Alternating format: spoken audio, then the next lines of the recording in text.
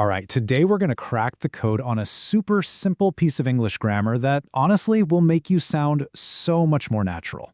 We're talking about count versus non-count nouns. And trust me, by the end of this, you're going to have this down cold. So let's just jump right in with a question that trips up so many people.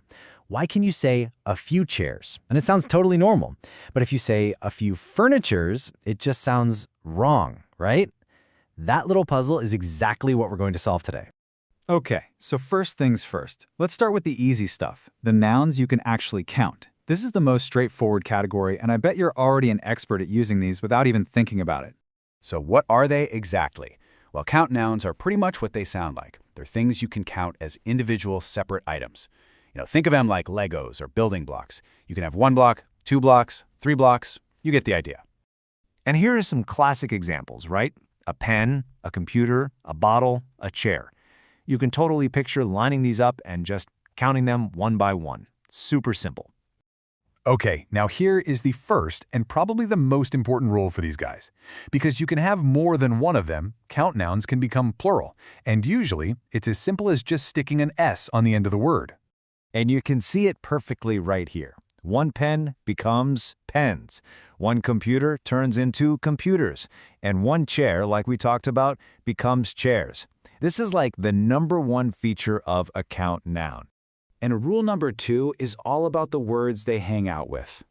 Count nouns love to pair up with quantity words that signal individual things, like many, a few, or, well, any number.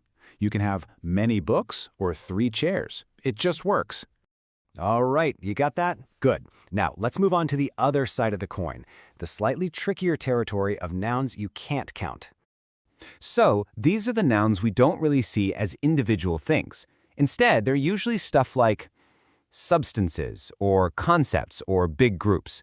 A great way to think about it is like sand or water. You'd never say 1 water, 2 waters, right? No, you measure the amount of water. And check out these examples because there's a good mix here. You've got substances, obviously like water and wood, but you also have these collective ideas like furniture, which is just a word for a whole group of items, and traffic, which is a group of cars. You just can't put a number in front of them. And here it is. This is the absolute most important difference. Non-count nouns, they almost never take an S to become plural. It's exactly why furnitures sounded so weird at the start. It just breaks the rule. This right here is the perfect example. We talk about sugar as one whole thing, one substance. So we say, sugar is sweet. Now, if you say sugars are sweet, you're probably talking about different types of sugar, which is a whole other thing. But for our purposes, remember, it's always singular. And just like their countable cousins, these non-count nouns have their own special set of quantity words.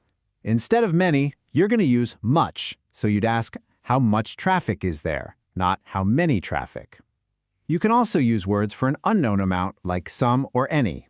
Okay, this is where it all clicks into place. Let's put these two types of nouns head-to-head in a little showdown and just watch the patterns pop out.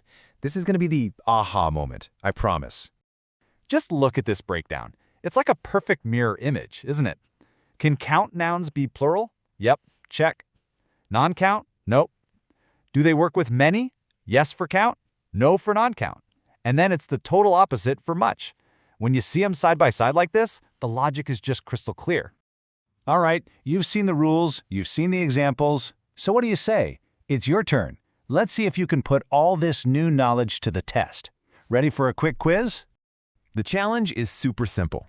I'm about to show you a list of nouns. All you have to do is spot all the ones that are non-count nouns. The ones you can't make plural.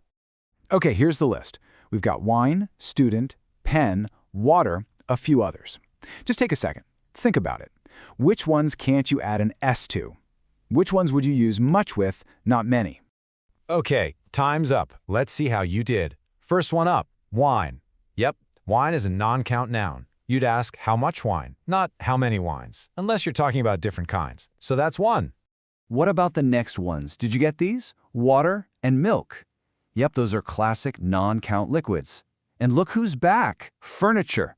Remember, that's our collective group noun, not a bunch of individual things. And here's the full answer key. The non-count nouns on that list were wine, water, milk, furniture, rice, and wood. So how'd you do? If you got most of those right, you are absolutely getting the hang of this. So what's the big takeaway here? The crucial point of this whole thing is that really getting the difference between count and non-count nouns, well, it's a massive shortcut. It's a huge step towards sounding way more fluent and natural when you're speaking English. It's a tiny rule with a really big impact.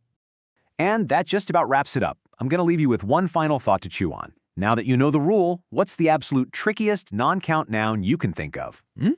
I find words like advice or information catch people out all the time. Keep thinking, keep practicing, and thanks so much for tuning in.